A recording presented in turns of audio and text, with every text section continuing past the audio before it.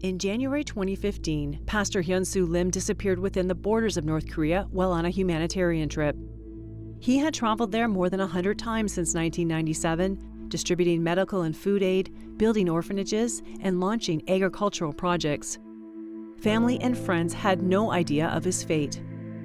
It wouldn't be until March of that year when North Korean authorities confirmed they had detained Pastor Lim. A few months later, in July 2015, Lim confessed to numerous crimes against the North Korean state in what many would say was likely a coerced confession. In the months that followed, his church community continued to pray, wait, and work with Canadian authorities.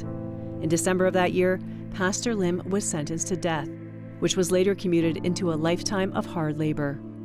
Family and friends never gave up hope. In January 2016, when news network CNN was granted an interview with Reverend Lim, it was revealed that the 62-year-old's health had deteriorated and he was receiving medical care. What do you pray about? I pray for the country and the people, he says. I pray for North and South Korea to be unified, so a situation like mine won't happen again.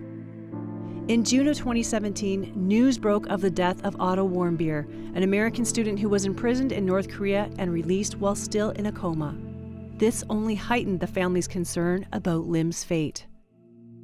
In early August of 2017, the Canadian government sent a delegation that included the National Security Advisor and medical doctors to negotiate Lim's release.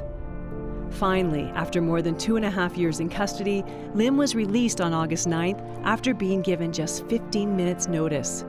He arrived home on Canadian soil on Saturday, August 12th. As he descended from the plane, he hugged his wife and then ran to his nearly 1-year-old granddaughter, who he had never met.